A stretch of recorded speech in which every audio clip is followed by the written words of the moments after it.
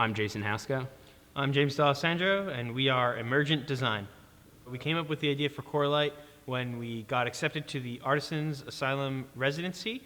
We had previously done some work with constructing laser cut strip forms similar to the construction method we used here, but the overall form and design for this specific installation, Coralyte, did not come into being until we got accepted in the last 30 days. This organic-looking structure finds inspiration from things found in nature. This design approach is known as biomimicry, and we specifically found inspiration from the geometry made from coral. The skeletal structure of coral is called Coralyte, which is the name of our project, and the animal that inhabits it is called a polyp, and we kind of use the pink accents as that kind of polyp geometry to inhabit it.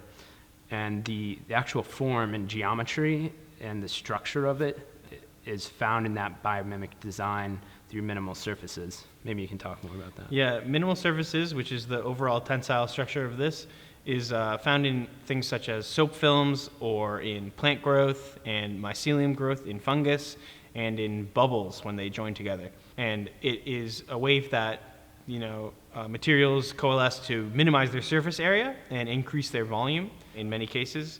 And it's just a way that Mother Nature uses to distribute material in space.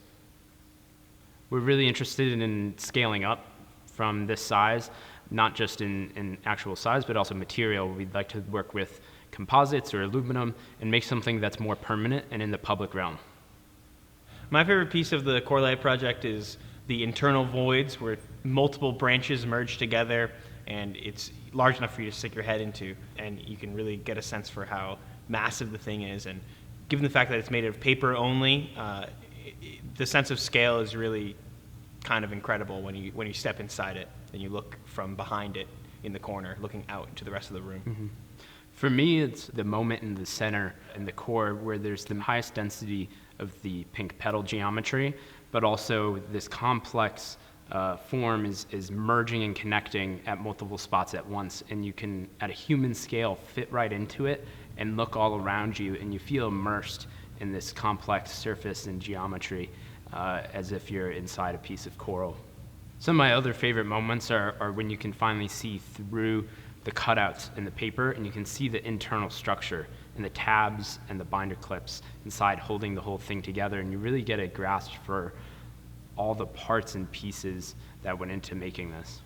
We didn't want to use any glue or adhesives because that sort of makes it a one-shot build and it has to be destroyed sort of thing. The usage of binder clips instead of tape or any other adhesive like that for the main construction method allowed us to have some leeway when we place things to adjust as needed. And for the disassembly, we can now take it all apart without destroying any part of it. It can all go back to flat packed, sealed in bags, and could even potentially be reconstructed at a later date.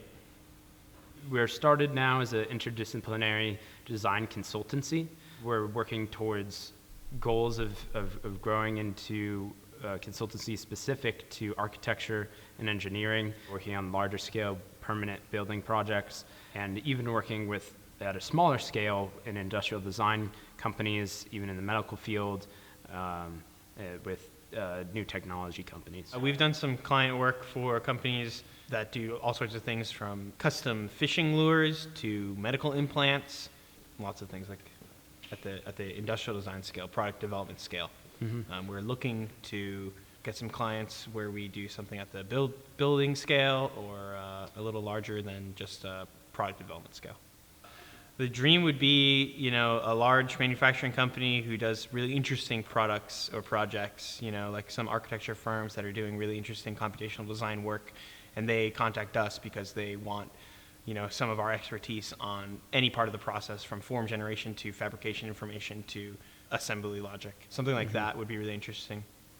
Yeah, something even specifically on the outside of the building, the envelope becomes such a piece to communicate with the rest of the world, and I think that's really the opportunity to make a grand statement with advanced forms and complex forms, and we have the capabilities to produce the fabrication information and assembly logic that it takes to get that kind of complex form done.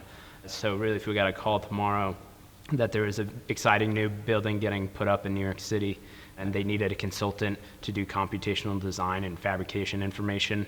That's right where we step in. As designers, the reason you should care about parametric design and computational construction methods is it reduces the chance for any problems due to human error if you leave it up to algorithms that have been tried and tested, and it allows for changes later in the workflow. So, for example, if you are building something such as this thing behind us and you wanted to make a small edit to the form, instead of having to manually place all 3,000 triangles, you simply update the algorithm and it regenerates the form with new criteria that you've defined. And with the computational design and parametric design, we can embed information into our 3D model, known as fabrication data, and we can use that same data in the fabrication process as we're cutting on a laser cutter or a CNC and throughout the assembly process, so that all the parts reference to each other and making that process seamless and efficient. Visit our website, emergent.design, and reach out to us if you have any interesting design projects. We can provide a lot of computational design expertise that other people can't. And so I would just say for anyone watching this who has an interesting project, reach out to us. We're always looking for new clients and work. And I also want people out there to know that projects like this can exist anywhere in the built environment, and they don't have to cost incredibly more. Using simple assembly techniques with complex design goals, we can produce these kinds of structures and forms for a really affordable price, and it can be something in your daily life that improves the atmosphere and the space that you have to exist in every day. For example, somebody going to the bus stop every day, instead of being surrounded by concrete and rusted steel, maybe you're surrounded by flowing, colorful surface, and it can brighten your day up and change your mental outlook, as you start your day and come back at home at the end of the day. Good? Cool. All right. It's a wrap.